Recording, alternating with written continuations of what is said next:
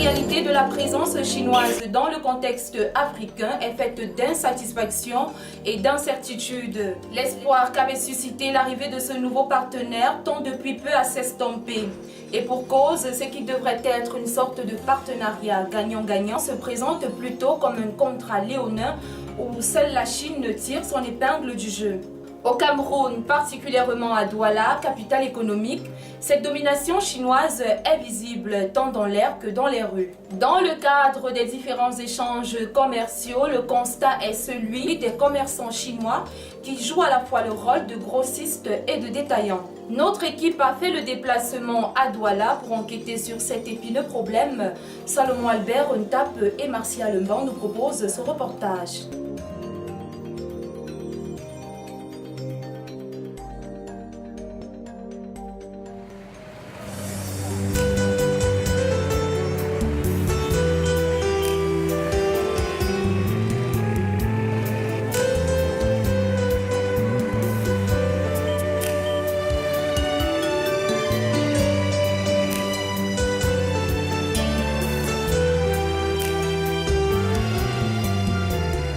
Douala, la capitale économique du Cameroun, a su conserver son charme et sa singularité, à tel point que le visiteur qui y revient des années après renoue volontiers avec l'ambiance typique dont cette ville détient la clé.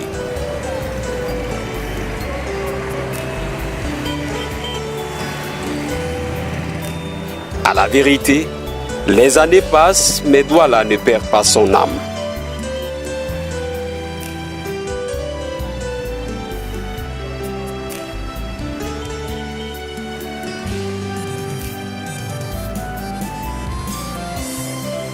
Au mieux, son visage s'est enrichi, comme plusieurs de ses consoeurs africains, depuis peu par la présence des Chinois, ce à la faveur de l'entrée en scène de l'Empire du Milieu en Afrique.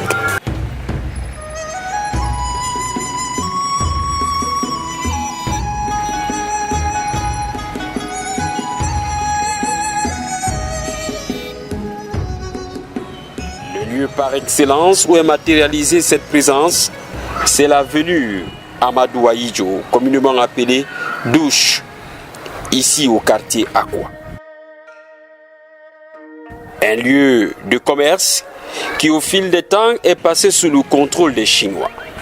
Une sorte de Chinatown à la camerounaise où la domination territoriale de la Chine est notoire.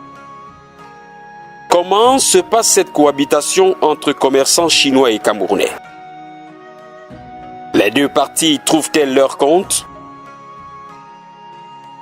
Allons percer les profondeurs d'une idylle claire mais pourtant obscure.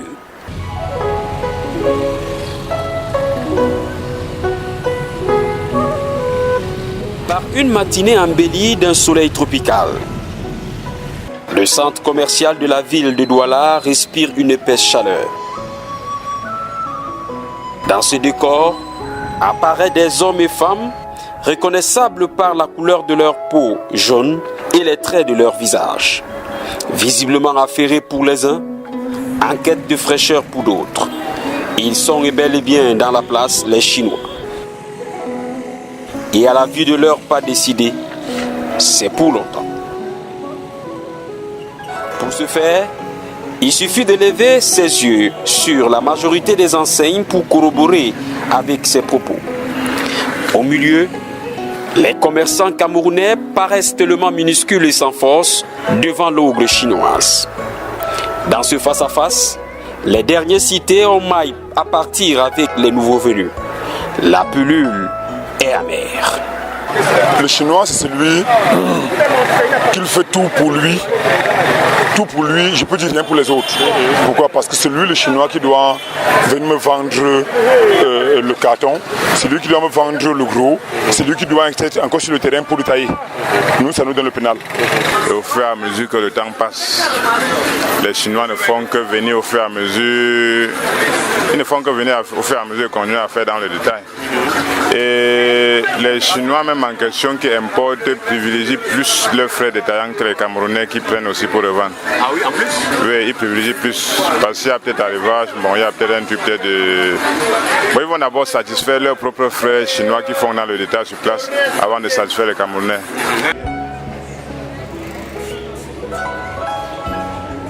Dans cet imbroglio, nous prenons l'initiative de rencontrer le président des commerçants du marché à l'effet d'avoir le cœur net sur la situation qui prévaut. Mais à cette heure de la journée, son bureau est encore fermé. Le désarroi est à son comble face à une situation qui devient insupportable. Dans cette duperie d'un autre genre, nul n'échappe au piège. Même les acheteurs camerounais qui croient réaliser la bonne affaire. Actuellement, ceux qui s'en sortent un peu mieux, c'est ceux qui partent en Chine maintenant, prennent leurs propres produits pour venir revendre. Mais nous, par exemple, qui sommes sur place et qu'on achète aux Chinois pour revendre encore sur place, là, ça devient un peu plus difficile pour nous. Et les Camerounais, eux aussi, bon, les Chinois même qui sont ici, ils vendent aussi presque au même prix que nous. Mais les Camerounais, maintenant, ça se disent quand même que peut-être ces mêmes Chinois qui vendent en détail comme nous, ils se disent qu'eux vont faire plutôt plus de prix que nous. Et pourtant, eux prennent aussi chez leurs frères, peut-être parfois soit un peu moins, soit au même prix que nous. Mais au détail, ils vendent aussi au même prix que nous. Mais les Camerounais qui viennent maintenant prennent en détail pour consommer, préfèrent peut-être aller chez le Chinois parce qu'ils se disent qu'eux ils vendent moins cher. Mais au contraire, ils achètent chez leurs propres frères qui importent comme nous, ils revendent encore presque au même prix que nous.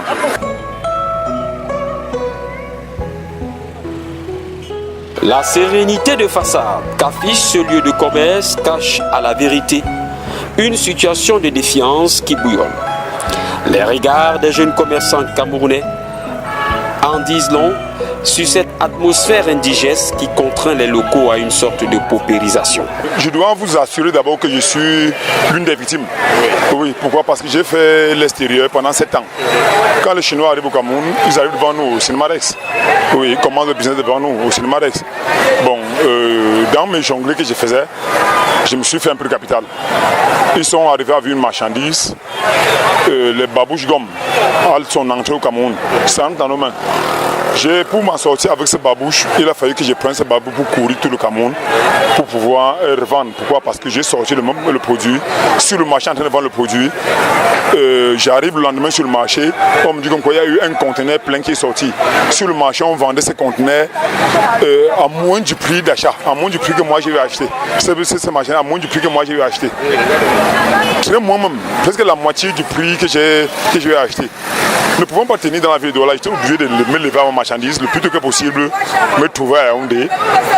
Le lendemain, je trouve encore le même produit que les gens de Yaoundé ont acheté sont à Yaoundé. J'étais obligé de porter, me trouver en train de finir ma marchandise à Bétois. Bon, donc c'est comme pour vous rassurer que moi je suis l'une de ces victimes. Cette histoire se passe en 2003.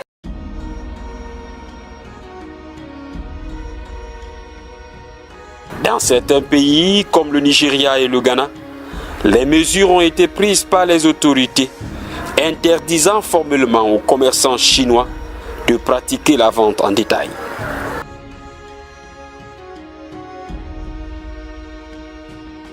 Chez nous, cette règle d'exclusivité tarde à être prise.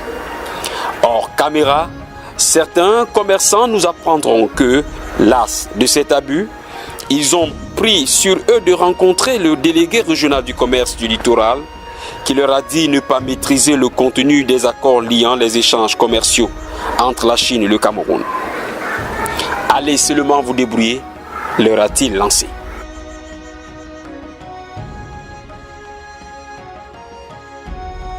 Que pensent les principaux concernés, à savoir les commerçants chinois, de cette situation de concurrence déloyale qui leur est reprochée?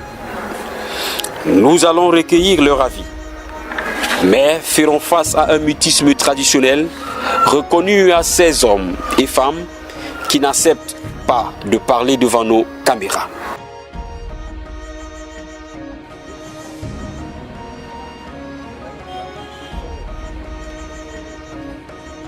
La chose est tellement bien outillée que parfois ce sont les employés locaux qui rejettent de suite notre offre.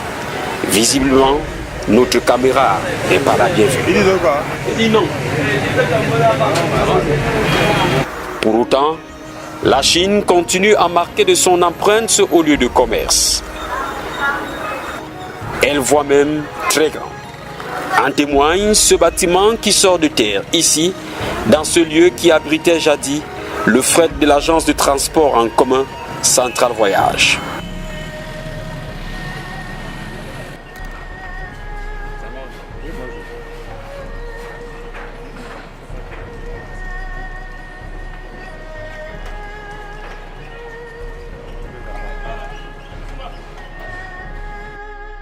Une intrusion à l'intérieur en caméra cachée nous permet de découvrir une flopée de magasins de produits chinois à venir. Les ouvriers, pour la plupart, sont les Centrafricains. Chinois et ouvriers camerounais ne fumant plus le calumet de la paix à la faveur de certains abus. Nous serons enjoints à quitter rapidement l'immeuble par le chef chantier, informé de nos intentions. Des Camerounais qui œuvrent pour l'appauvrissement d'autres Camerounais. Le paradoxe est total. Une image furtive captée par notre caméraman nous donne de réaliser que le ciment utilisé dans ce chantier provient lui-même aussi de la République populaire de Chine. Comme si sur le plan local, il n'y aurait pas de cimenterie à même de ravitailler le dit chantier. Le scénario semble funeste pour les jeunes Camerounais de la douche ici au quartier Aqua. Comme plusieurs de leurs pères africains étouffés par cette masse chinoise qui insidieusement détruit et brise les destins. Pour plusieurs, reste malheureusement la seule issue, quitter leur pays à la recherche des mieux-être ailleurs.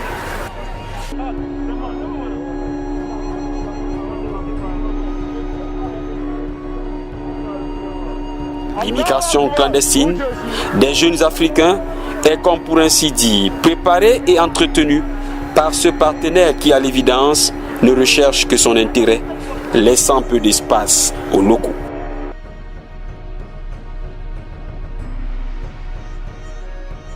La solution n'est certainement pas dans l'immigration clandestine, encore moins dans cette dévotion que l'Afrique a vis-à-vis de la Chine.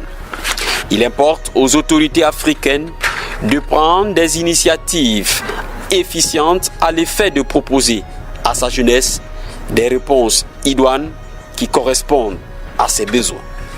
Car nul ne peut croire que la jeunesse africaine restera en marge de l'évolution, se contentant des miettes que la gourmande Chine leur laisse. C'est là le cri de l'association Village international des médias Le Droit de Vivre et de son président fondateur, Dr Tchala Essoumba. Un cri, espérons-le, qui parviendra aux oreilles de ceux qui doivent prendre les décisions.